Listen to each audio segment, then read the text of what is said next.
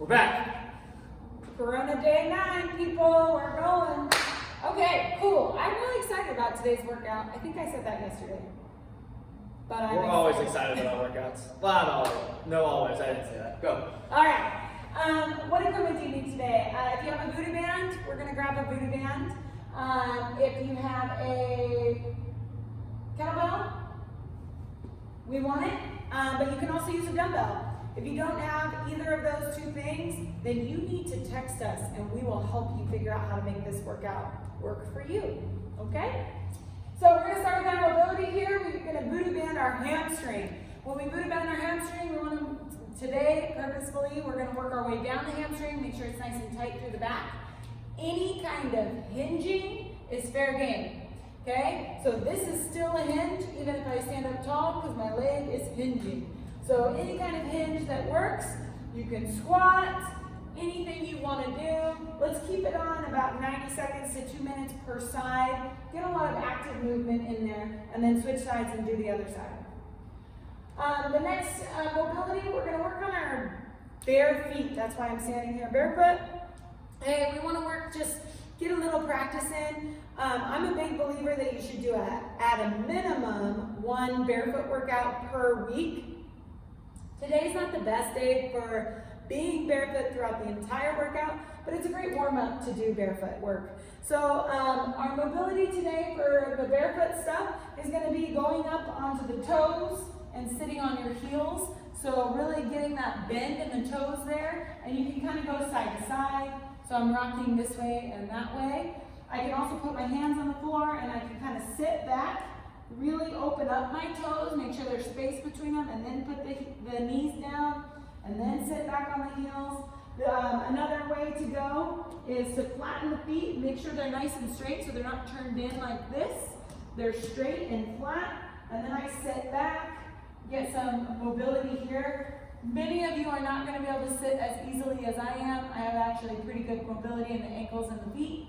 So some of you might need to put a little weight on your hands, and that's fine.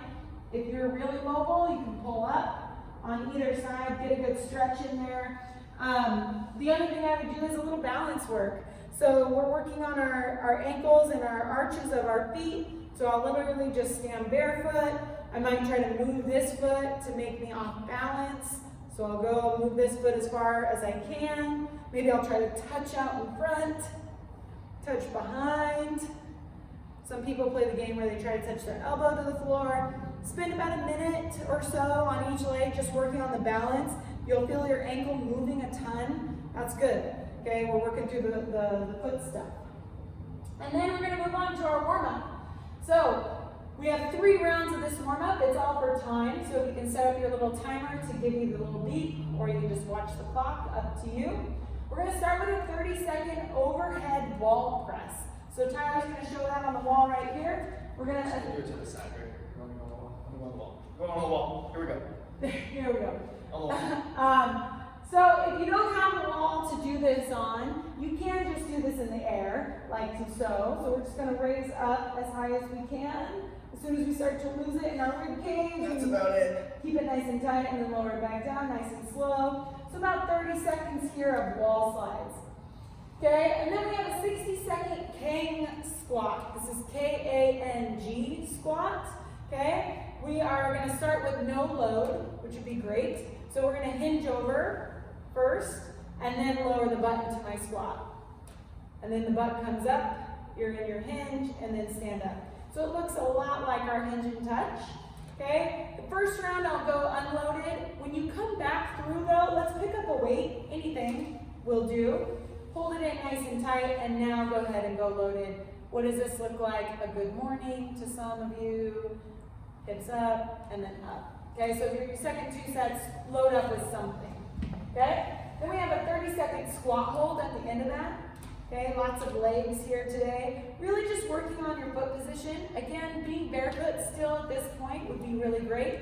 So you can work on your feet, make sure they're straight, make sure your arches are up. Then you have a 60-second side plank. That's going to be 30 seconds on each side.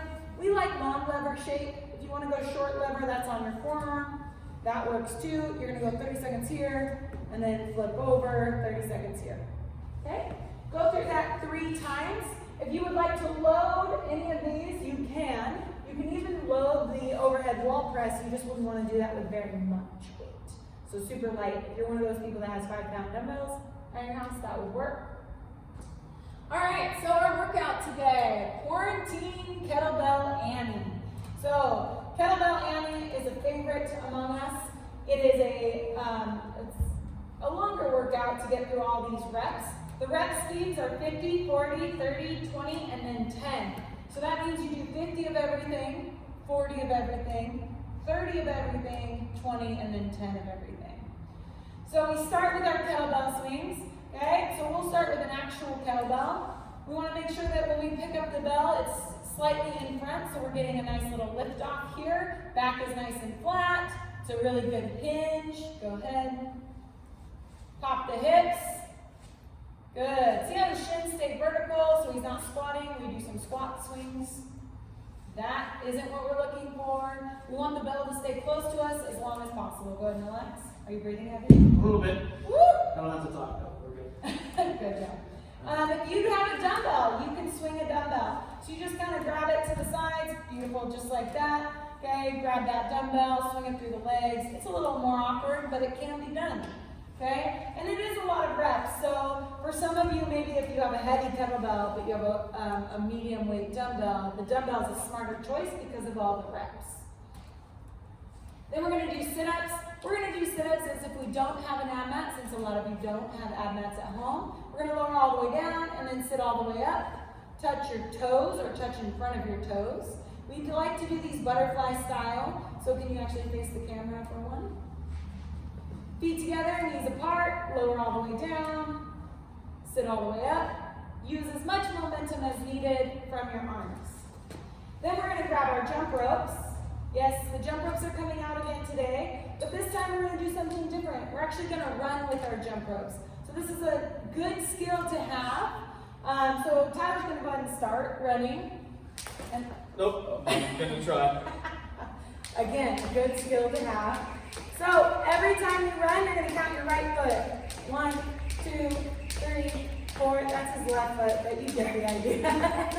It's late. Stop. You're good. We know you have the skill now. Okay, you're good. You get it. Okay, so for the 50 reps, the rope is going to pass 100 times, but your right foot's only touching 50 times, if that makes sense. Okay? Our point of performance today is flat back in your kettlebell swings, making sure our spine is nice and long, and then we're not doing any rounding as you get fatigued. If you can't do 50 in a row, put the bell down, rest, and then pick it back up and finish your set. The stimulus today is just to get after it. We want heavy breathing. We want us moving the whole time. This workout can be a 15-minute workout or so, and if you push the tempo, we can really get some good work done. Recovery, calves and hamstrings. I was like, are we done? Calves and hamstrings. So calves, you guys, we've been hitting those hard because we've been doing a lot of running and jumping. I like the kettlebell version where you put the calf up there. I know we did this just the other day, but it's a really good one, so do it again. Make sure you're moving all the way up the calf, so even close to like right behind the knee is good stuff. Press down. If you need a super friend, do you need a super friend? Don't, but you're going to give me one anyway. A lot of times with the calf smash too, guys, it's not necessarily in the belly of the muscle here. It's actually going to be more so on the sides a little bit. So if you're smashing just on top of the calf, you're like, well, I don't feel anything. Hey, work around to both sides, both the outside and the inside, and I promise you that you're going to find something in there. 3. And then hamstring smash, same thing. You can actually do it right on that top of that kettlebell if you have one, if you're skilled enough. Oh, yeah. This would be a really good one for a super friend. I would say step on it. That's the other way you could do this. If you have someone at home that can step on you, go ahead and lay down flat. Let's just see what that feels like. Yeah. I usually put an ab mat behind, but I can do some smashing of his calves. Oh, why is your hip coming up when I do it? Oh, I can't.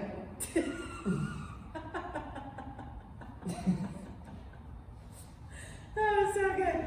I could smash all the way up there.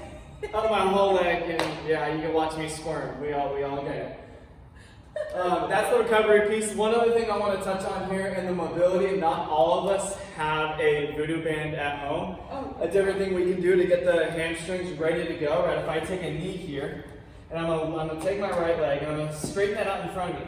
Now I'm gonna get a slight bend in this leg right here. What I want to think about here is trying to pull this heel, or I'm not gonna let the foot move, but I'm trying to pull my heel behind me. So now I got my hamstring turned on, and I'm gonna take a 3 count, 2, 3 to get to a hinge. Hold that for 5 seconds. 2, 3, 4, 5, and then bring it back up to the top. Do 5 rounds for that for each leg, and your hamstrings are gonna be lit up and ready to go for sure if you don't have a Voodoo band. Love it. I think we nailed that one. We're gonna zoom in. Oh, sorry. Here we go. We're coming back. We're coming into the board here. Right, and so now you can see the whole time we have the warm up here on the right side, the workout here on the left. If you were confused at all, pause it now. That's 11 minutes. We'll see you later.